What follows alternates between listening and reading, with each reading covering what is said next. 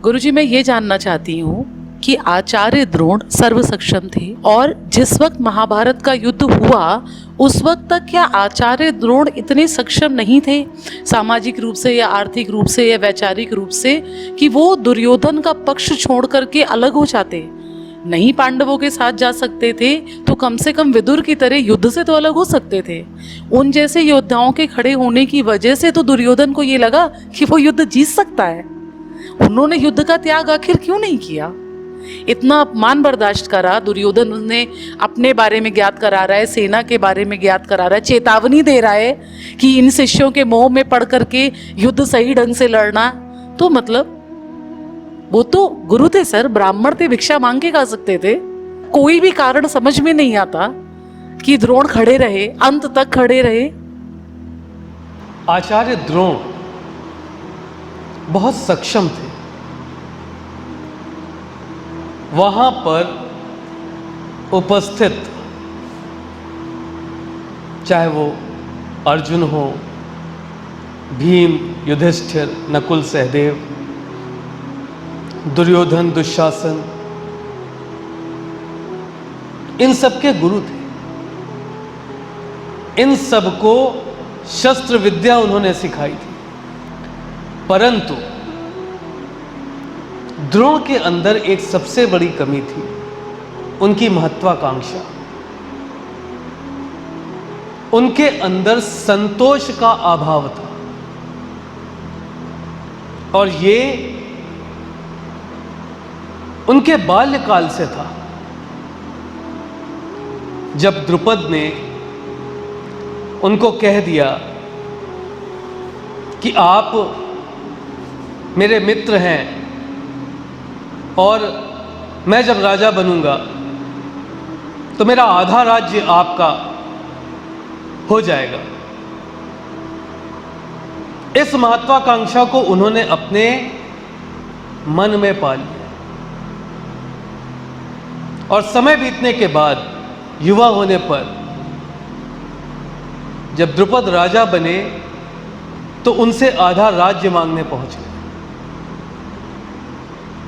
मना करने पर उसे अपना अपमान समझा और उसके बाद अपने शिष्यों को इस उद्देश्य से तैयार किया कि उनके शिष्य उनका प्रतिशोध ले सके।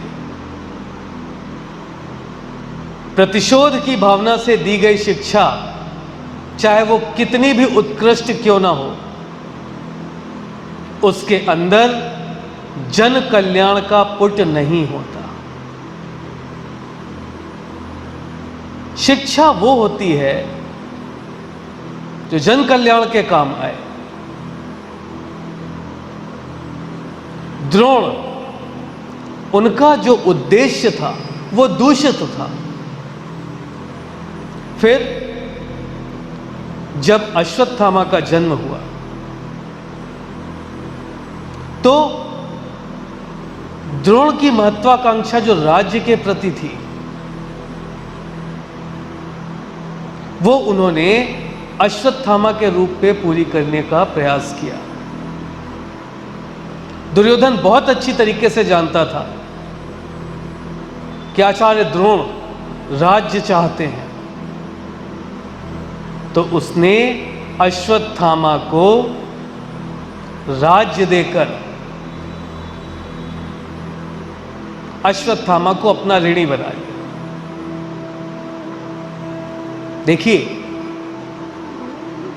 द्रोणाचार्य बहुत अच्छी तरीके से जानते थे कि उनका पुत्र अश्वत्थामा बहुत वीर योद्धा है, परंतु वो ये भी जानते थे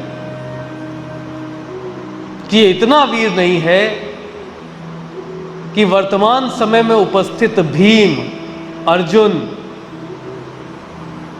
दुर्योधन, कर्ण इनसे आगे निकल जाए। तो उन्होंने अपने पुत्र को सर्व सक्षम बनाने के लिए अमरमणि दी, जो कि प्राकृतिक नियमों के विरुद्ध थी। जो भी दुर्योधन के मुख से कुरुक्षेत्र में आचार्य द्रोण सुन रहे हैं, वो उनके पूर्व समय में किए हुए दूषित कर्म ही हैं। ध्यान रखिए, द्रोण को स्वयं पर अगाध विश्वास था, परंतु पुत्र की सक्षमता पर नहीं था। मोह में फंसे हुए थे, पुत्र मोह में, और पुत्र मोह में होने के कारण उन्होंने देखा कि पांडवों का संपूर्ण जीवन दुष्कर परिस्थितियों में गुजरा। तो पांडव जब समस्या में थे तो द्रोण एक ऐसा जीवन व्यतीत कर रहे थे जिसमें सभी प्रकार के सुख और सुविधाएं थी, और द्रोण का पक्ष तो बहुत साफ था। चाहे दुर्योधन जीतता या युधिष्ठिर, उनकी स्थिति में कोई परिवर्तन आना ही नहीं था।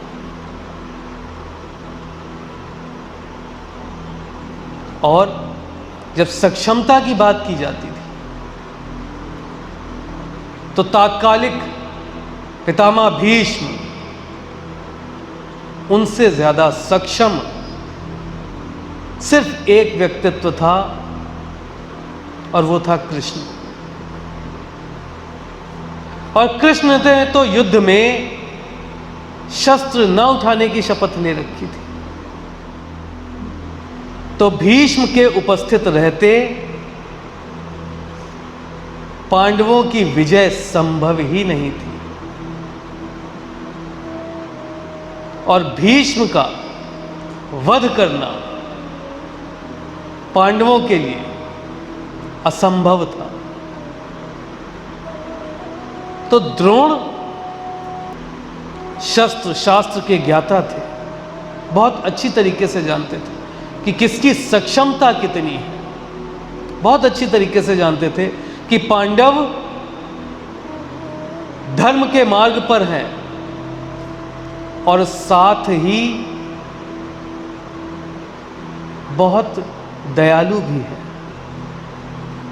और दयालु व्यक्ति की एक, चाहे आप उसे कमी कहें या उसे अच्छाई कह लें,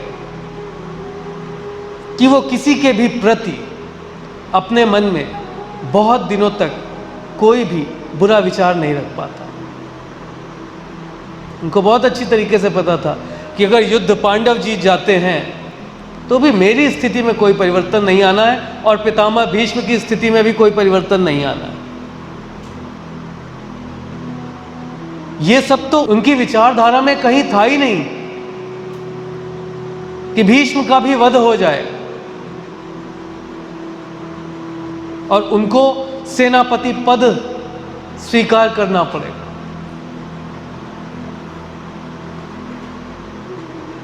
ये उनकी विचारधारा में दूर दूर तक कहीं नहीं था। हां, अश्वत्थामा चूंकि दुर्योधन का मित्र था, इस कारण से अश्वत्थामा को पांडवों से खतरा था। तो वो मूल रूप से अपने पुत्र की रक्षा कर रहे थे। यही पुत्र मोह उनको अधर्म में खींचे लिए जा रहा था। बहुत अच्छी तरीके से जानते थे कि अश्वत्थामा अक्सर पांडवों के प्रति द्वेषपूर्ण प्रलाप करता रहता था। अश्वत्थामा पांडवों से इस वजह से खींचता था क्योंकि उसके स्वयं के पिता ने यह निर्णय दे रखा था कि मैं अर्जुन को सर्वश्रेष्ठ धनुर्धर बनाऊंगा। तो उसके पिता ने अश्वत्थामा को सर्वश्रेष्ठ धनुर्धर क्यों नहीं बनाया? यह पांडवों के प्रति बैर था। आयु बढ़ने के साथ इस बैर ने एक विशाल वृक्ष का रूप लिया। आप खुद सोचिए, अश्वत्थामा ने ही तो ब्रह्मास्त्र चला दिया था पांडवों के ऊपर, जो कि पांडवों को पौत्रों को लग गया था। किस स्तर का द्वेष उसके मन में पल रहा होगा।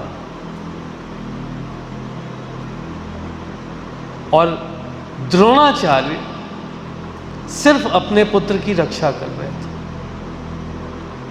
उनको पता था यदि पांडव जीत जाते हैं